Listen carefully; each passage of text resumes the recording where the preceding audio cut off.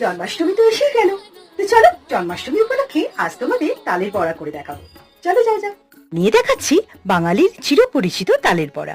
প্রথমে একটা তাল ছাড়িয়ে আটিগুলো ভাগ করে নিলাম।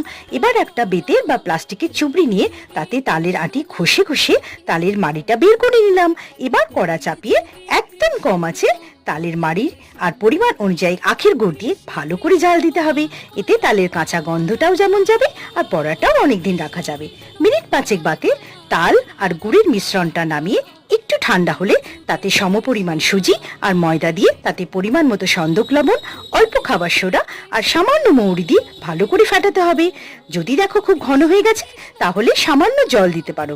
এবার কড়াই তেল দিয়ে ছোট্ট ছোট্ট বড়ার আকারে ভেজে তুলে নিজের আরাধ্য ছোট্ট গোপালকে ভোগদান করে আনন্দ প্রদান করো। জয় গোপাল, জয় শ্রীকৃষ্ণ।